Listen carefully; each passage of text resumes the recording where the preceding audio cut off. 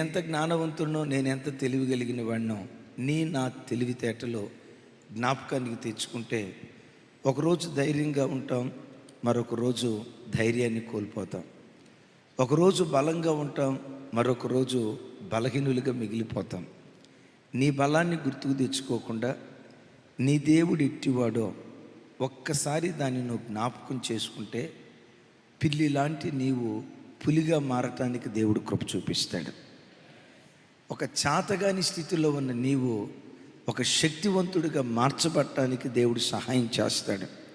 అడుగడుగున అనుక్షణం నీ దేవుడెవరో నీవు జ్ఞాపకం చేసుకుంటూ ఉండాలి. రండి ధ్యానించుదాం. నెహెమ్యా గ్రంథం 4వ అధ్యాయం 14వ వచనం. నాతో కలిసి చెప్పండి అందరూ. అంతటా నేను లేచి చూచి ప్రధానులతోనూ అధికారులతోనూ జనములతోనూ, మీరు వారికి భయపడకుడి, మహాగణుడును భయంకరుడునగు యెహోవాను జ్ఞాపకము చేసుకొని. ఎవరిని జ్ఞాపకం చేసుకొని? దేనిని జ్ఞాపకం చేసుకొని? నీ ఎత్తును జ్ఞాపకం చేసుకొని అని రాయలా, నీ చదువును జ్ఞాపకం చేసుకొని అని రాయలా, నీ బ్యాంక్ అనండి ఏదో ఎన్ని బ్యాంక్ అకౌంట్లు ఉన్నాయో బ్యాంక్ అకౌంట్లు జ్ఞాపకం చేసుకొని అని అనలా. ఏమని అంటాడో తెలుసా? భయంకరుడుగు యెహోవాను జ్ఞాపకము చేసుకుని. మీ పిల్లల పక్షంగా, మీ భార్యల పక్షంగా, మీ కుటుంబ పక్షంగా, మీ నివాస స్థానాలు మీకుండునట్లుగా యుద్ధాన్ని జరిగించండి. Praise the Lord. దైవజనమా, నెహెమ్యా గ్రంథకర్త ఈ స్థలంలో తాను ఆరాధించే దేవునిని ఓ ప్రత్యేకమైన పేరుతో పోలుస్తాడు, ఓ ప్రత్యేకమైన పేరుతో పిలుస్తాడు. ఏమని అంటాడో తెలుసా? భయంకరుడగు దేవుడు అనండి. ఎక్కడే కాదు, నెహెమ్యా గ్రంథం 1వ అధ్యాయంలో, అలాగే ద్వితీయోపదేశకాండంలో, నిర్గమకాండంలో, కీర్తనల గ్రంథాల్లో అనేక చోట్ల ఈ దేవుని వివరించేటప్పుడు భయంకరుడుగు దేవుడు అని వివరించారు. సహజంగా భయంకరుడు అంటంతో మన మనసులో ఉండే ఇమేజ్ ఏంటో తెలుసా? భయంకరుడు అంటే భయాన్ని పుట్టించేవాడు. ఆయన రూపం చాలా వికృతమైన రూపంగా ఉంటుంది. 10 తలకాయలు, చింతనిప్పులు లాంటి కళ్ళు, నాలుక బయటకేసి, రారా నీ దమ్మేంతో తెలుసుకుందాం, నా దమ్మేంతో తెలుసుకుందాం, వచ్చావా ఒక్క పొడితో పొడిచి వదిలిపెడతా అని భయాన్ని పుట్టించే రూపం అని అనుకుంటారు. నీవు ఆరాధించే నీ దేవుడు భయాన్ని పుట్టించే రూపం కలిగిన వాడు కాదు. ఈ దేవుని గురించి రాసి ఉంటుంది, 10,000 మంది పురుషులలో అతి కాంక్షణీయుడైన దేవుడు, 10,000 మంది పురుషులలో అతి సుందరుడైనటువంటి దేవుడు. అయితే అతి సుందరుడైన దేవుణ్ణి భయంకరుడగు దేవుడు అని ఎందుకు అంటున్నాడు? ఈ మాటకున్న అర్థం ఏంటంటే, భయంకరుడు అంటే భయాన్ని పుట్టించేవాడు కాదు సుమి. ఎందుకు భయంకరుడు అనే పదం ఇక్కడ వాడబడిందంటే, దీన్ని గూర్చిన వివరం మనకు తెలియాలంటే కీర్తనల గ్రంథం చూడండి, 66వ కీర్తన 5, 6 చరణాలు. నాతో కలిసి చెప్పండి. దేవుని ఆశ్చర్య కార్యములను చూడరండి. స్వరమెత్తాలి, స్వరమెత్తాలి. నరుల యొడల ఆయన జరిగించు కార్యములు చూడగా ఆయన భీకరుడై ఉన్నాడు. ఏమై ఉన్నాడు? ఎందుకు ఆయన భీకరుడై ఉన్నాడు? ఆయన జరిగించే కార్యాలు భీకరమైనవి గనుక, నరుల యొడల జరిగించే ఆయన ఆశ్చర్య కార్యాలు భీకరమైనవి గనుక ఆయన ఎలాంటి దేవుడై ఉన్నాడు? భీకరుడైన దేవుడై ఉన్నాడు. సహజంగా భీకరం అని అంటంతో అయ్యబాబోయ్ భయం పుట్టించే పదం కదా. కానీ ఇక్కడ భయం పుట్టించే కార్యం ఏం చేశాడు అంటాడు? ఆశ్చర్య కార్యములను చూడ, ఆయన వికృత కార్యాలు చూద్దాం రండి అని అల్లా, ఆయన జరిగించే నరహత్యను చూద్దాం రండి అని అల్లా, ఆయన జరిగించే దుర్మార్గపు కార్యాలు చూద్దాం రండి అని అల్లా. ఏమన్నాడు?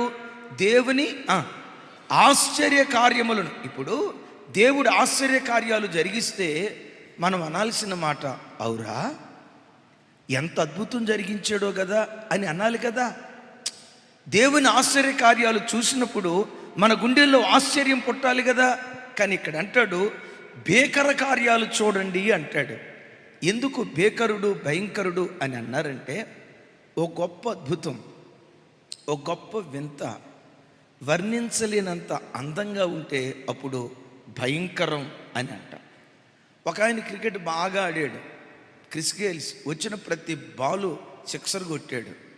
గమనించండి, 50 బాలుల్లో 200 పరుగులు చేశాడు. ఎన్ని బాలుల్లో? 50 బాలుల్లో 200 పరుగులు చేస్తే ఏమంటాం తెలుసా? అబ్బా ఆడాడు ఆట, భయంకరంగా ఆడాడురా. ఎట్లా ఆడాడు? అద్భుతంగా ఆడాడు అని అంటాం. మరికొన్ని సందర్భాల్లో ఏమంటాం? ఏం ఆడాడురా, చెలరేగాడురా, బీభత్సం సృష్టించాడురా, విధ్వంసం అని చెప్పి ఆట ఆడాడురా, భయంకరంగా ఆడాడు. అంటే వర్ణించలేని అద్భుతాన్ని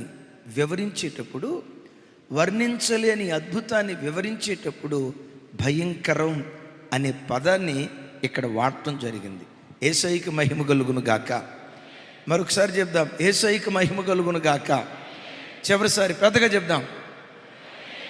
ఆయన జరిగించిన భీకర కార్యాలు వర్ణించటానికి మాటలు చాలకపోతే అప్పుడు భయంకరుడు అనే పదాన్ని మనం వాడతాం. దైవజనమా, భయంకరుడగు దేవుడు అనే తెలుగు పదాన్ని హిబ్రూలో ఓ చక్కటి పదంతో పిలుస్తారు.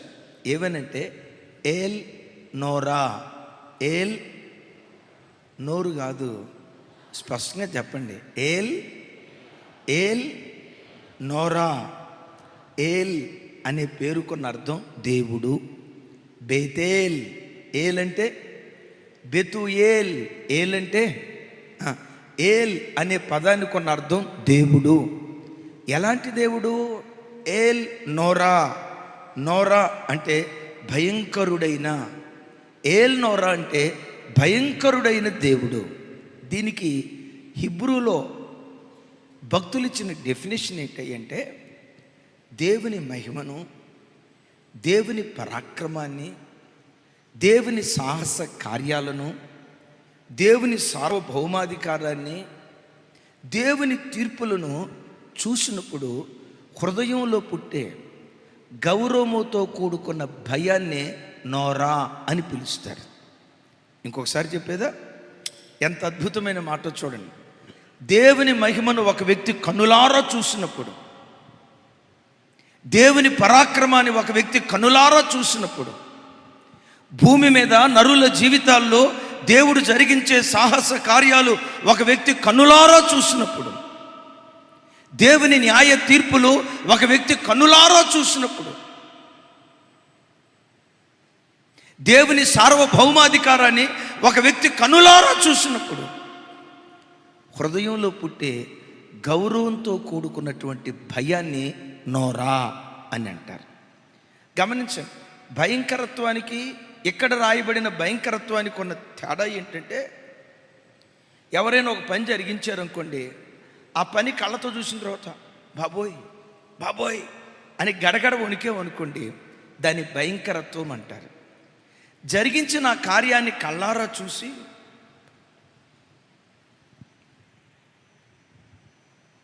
దీన్ని నోరా అంటారు. మీరు తెలుగు వాళ్ళ అమెరికా వాళ్ళ? ఇంకొకసారి వివరించి చెప్తా. ఎవడైనా ఒక కార్యం జరిగించాడు, అది చాలా భయంకరంగా దుర్మార్గంగా ఉంది, గుండెల్లో వణుకు పుట్టేటట్టుంది, బాబోయ్ అని గడగడగడ వణుకుతాం కదా, ఆ భయంకరత్వం వేరు. కానీ దేవునికి వాడబడిన నోరా, భయంకరుడైన దేవుడు అనే పదాన్ని ఎక్కడ వాడారు తెలుసా? చూడండి, ఎదురు ఎర్ర సముద్రం, గడగడ వణుకుతున్నారు, వెనక నుంచి ఫరో సైన్యం తరుముకుంటా వస్తూ ఉంది, ఏం చేయాలో అర్థం కాల. అప్పుడే తూర్పు నుండి బలమైన గాలి బయలుదేరింది. ఆ బలమైన గాలి ఎలా ప్రవహిస్తూ ఉంటే ఎర్ర సముద్రం 2 పాయలుగా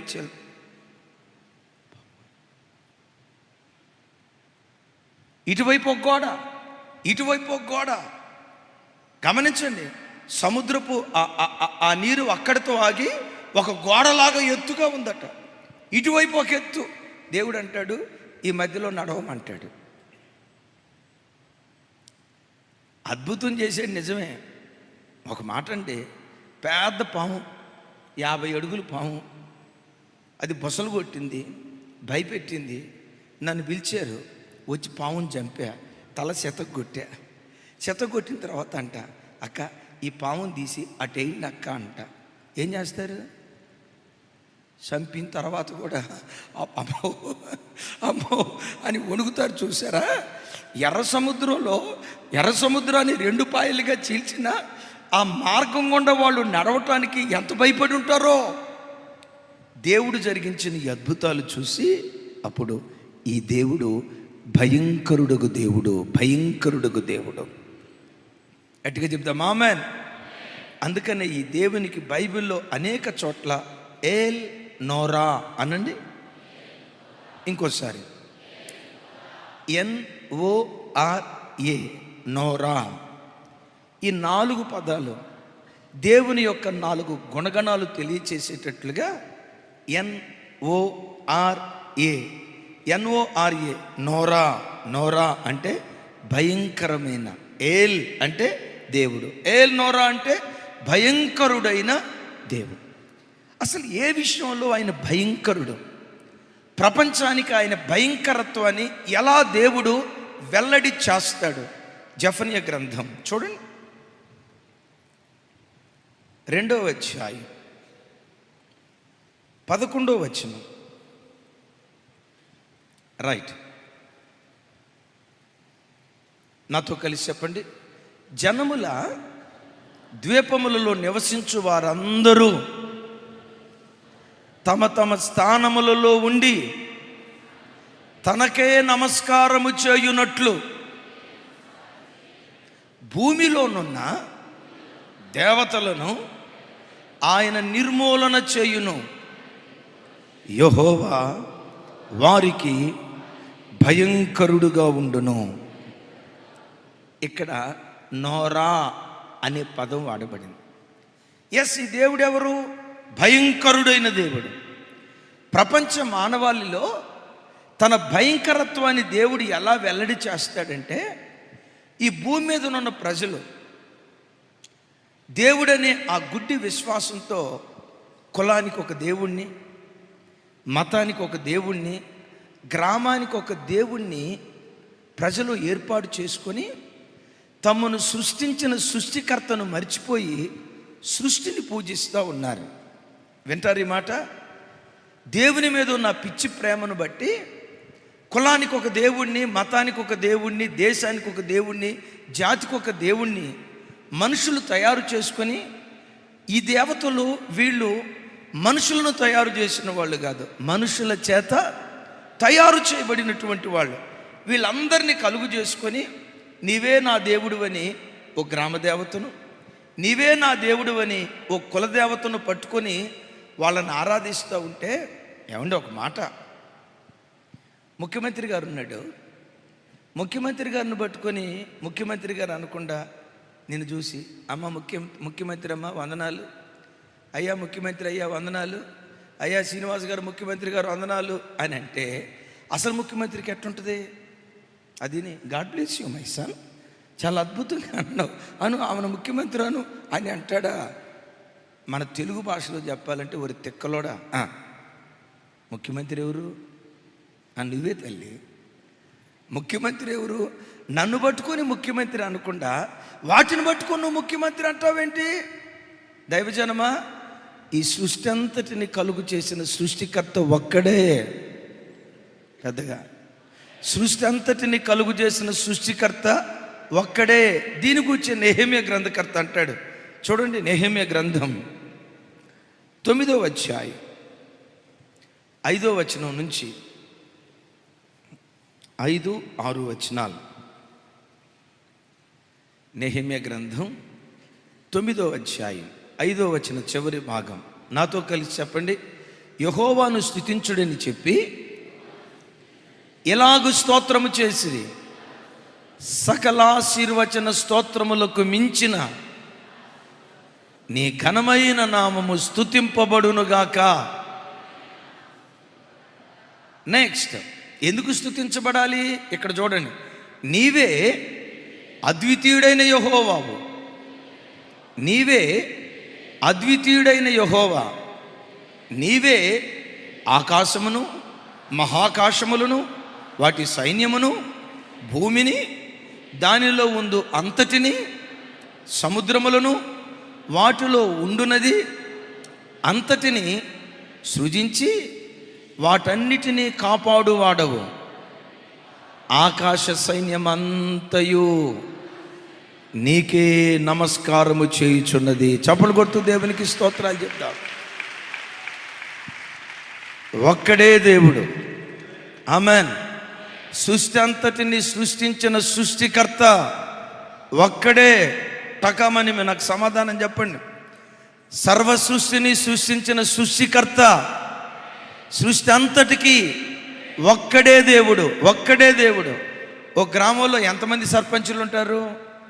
ఓ మండలానికి ఎంతమంది ఎంఆర్ఓలు ఉంటారు? ఓ జిల్లాకి ఎంతమంది కలెక్టర్లు ఉంటారు? ఒక రాష్ట్రానికి ఎంతమంది ముఖ్యమంత్రులు ఉంటారు? ఒక దేశానికి ఎంతమంది ప్రధానులు ఉంటారు? ప్రపంచానికి ఎంతమంది దేవుళ్ళు ఉంటారు? వాళ్ళందరూ ఒక్కొక్కళ్ళే ఉన్నట్లుగా సృష్టి అంతటికి కూడా ఒక్కడే దేవుడు. ఇదే మాట ఒక చోట అంటే ఒక ఆయనని ఏమన్నాడు తెలుసా? మరి మాజీ ముఖ్యమంత్రి సంగతి ఏంటండి అన్నాడు. మాజీ ముఖ్యమంత్రుల సంగతి ఏంటి, ఆ తర్వాత రాబోయే కొత్త ముఖ్యమంత్రుల సంగతి ఏంటి అన్నాడు. నేను అన్నా, ఈ ముఖ్యమంత్రుల పీఠం 5 సంవత్సరాలు, ఈ ముఖ్యమంత్రులు ప్రధానమంత్రుల పీఠం 10 సంవత్సరాలు. దేవుని సింహాసనం నిరంతరము నిలుస్తుంది. దేవుని సింహాసనం యుగాయుగాలు నిలిచి ఉంటుంది. యేసయ్యకి మహిమ కలుగును గాక. గట్టిగా చెప్దాం హల్లెలూయా. అయితే దైవజనమా, ఆకాశాన్ని నీవే కలుగు చేశావు, ఆకాశ మహాకాశాలను నువ్వే కలుగు చేశావు, భూమిని అందులో ఉన్న సమస్తాన్ని, సముద్రమును అందులో ఉన్న సమస్తాన్ని కలుగు చేసిన నీవే నిరంతరము వాటిని నీవే కాపాడుచున్నావు. పుట్టించింది నీవే, కాపాడేది నీవే. పెద్దగానండి. పుట్టించింది నీవే, కాపాడేది నీవే గనుక ఆకాశ సైన్యములన్నీ నీకే నమస్కారం చేయుచు ఉన్నాయి. సూర్యుడు ఎవరికి నమస్కారం చేస్తున్నాడు? చంద్రుడు ఎవరికి నమస్కారం చేస్తున్నాడు? దేవుడు అనే కంటే కూడా తమను సృష్టించిన. బాధాకరం ఏంటంటే, ఇదిగో ఈడు తప్పితే సృష్టిలో ఉన్న ప్రతిదీ తమను సృష్టించిన దేవునికే అవన్నీ నమస్కారం చేస్తూ ఉన్నాయి. గట్టిగా చెప్దాం ఆమేన్. అయితే ఆ ప్రజలు తమను సృష్టించిన సృష్టికర్తను మరిచి సృష్టికి నమస్కారం చేస్తూ ఉంటే, దేవుడు ఏల్ నోరాగా ఆయన భూమి మీద ప్రత్యక్షమై భూలోకపు చూడండి అన్నమాట, భూలోకపు దేవతలన్నిటినీ ఆయన నిర్మూలన చేసి ద్వీపములలో ఉన్న సమస్త ప్రజలు తనకే నమస్కారం చేసేటట్లుగా తన వైపు దేవుడు తిప్పుకుంటాడట. చూడండి ఆ మాట ఒకసారి, మరోసారి జెఫన్యా గ్రంథం నాతో కలిసి చెప్పండి.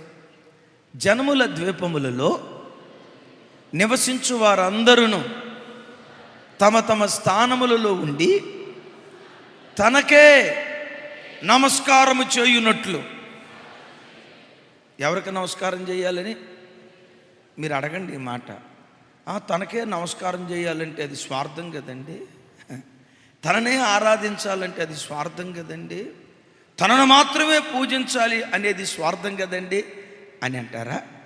ఆ మధ్య ఒక ఆయన చాలా సంవత్సరాల క్రితం 3 ఎకరాల పొలం కొన్నాడు 3 కోట్లు పెట్టి. ఎంత? 3 కోట్లు పెట్టి 3 ఎకరాల పొలం కొన్నాడు. హైదరాబాదులో సంగతి మీకు తెలుసు కదా, కొన్ని చోట్ల ఒకే స్థలం 10 మంది కొన్నట్టుగా దొంగ కాగితాలు బుట్టిస్తారు. ఇతడు కష్టార్జితంతో 3 కోట్లు పెట్టి 3 ఎకరాల పొలం కొంటే, ఇద్దరు పురుష మహాశయులు మేము కూడా కొన్నాం అని దొంగ కాగితాలు బుట్టించి 2 వ్యక్తులు దొంగ కాగితాలు తీసుకొచ్చారు. ఇప్పుడు అసలోడికి ఎట్టుంటుంది? అయ్యా మీది కూడా అన్నారా? నాది విశాల భావం, 3 ఎకరాలు కదా, ఒక ఎకరం నువ్వు పంచుకో, ఇంకొక ఎకరం నువ్వు పంచుకో, ఇంకొక ఎకరం నేను పంచుకుంటాను అని అంటాడా? ఇది నాది గనుక నాకు మాత్రమే చెందాలనుకుంటాడా?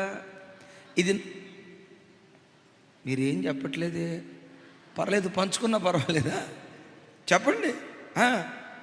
ఏమంటాం? ఇది నా కష్టార్జితం, మీది ఆకాశం. జస్ట్ నోటి మాటతో దేవుడు కలుగు చేశాడు. క్రింద భూమి జస్ట్ నోటి మాటతో కలుగు చేశాడు.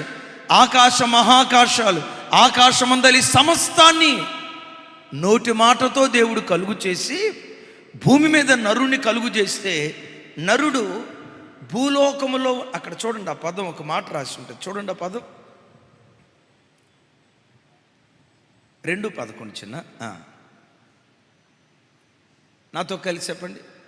భూమిలోనున్న దేవతలను ఆయన నిర్మూలన చేయును. ఏ రోజుకైనా ఇవన్నీ నిర్మూలమైపోతాయి.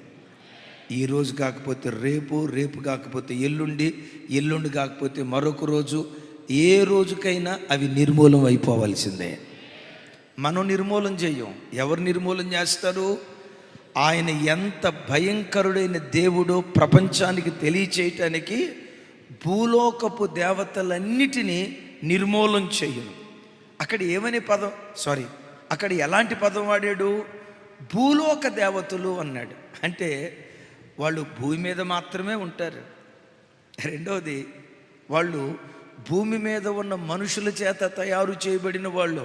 వాళ్ళ పేర్లు ఇక్కడే వినబడతాయి. పరలోకానికి వెళ్తే ఇప్పుడు ఎబినేజర్ అని నేను దేవుడిగా పెట్టుకొని ఎబినేజర్ దేవుడా అని పూజ చేశా. పరలోకానికి వెళ్ళిన తర్వాత నేను ఎబినేజర్ని ఆరాధించా అంటే అంటాడు, ఆడేవుడురా ఆడు కోన్కిస్కా. ఈ పేర్లన్నీ ఎక్కడే. యెహమందు పరమందు వినబడే ఏకైక నామం దేవుడైన యెహోవా నామం. విన్నారా? భూలోకములో ఉన్న వాటన్నిటినీ ఆయన నిర్మూలన చేస్తాడట.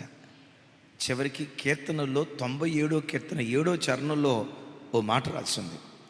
ఆకాశ సైన్యం ఆయనకు నమస్కారం చేయటం మాత్రమే కాదు, 97:7 కీర్తనల గ్రంథం,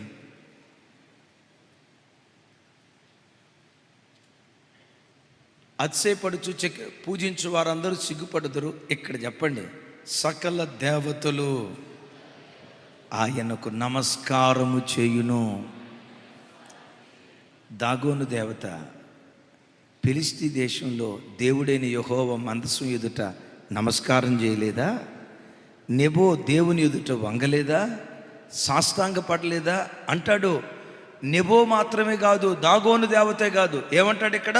సకల అమెరికా నుండి ఆస్ట్రేలియా వరకు ఎంతమంది భూలోకంలో వాటిని కలుగు చేశారో సమస్త దేవతలు ఆయనకే నమస్కారం చేయును. అవన్నీ కలిపి ఏమంటాయో తెలుసా? No one like you. నీ వంటి వాడు ఎవ్వరూ లేరు, నీకు నీవే సాటని ప్రపంచమంతా ఆయన వైపే తిరుగుతుంది.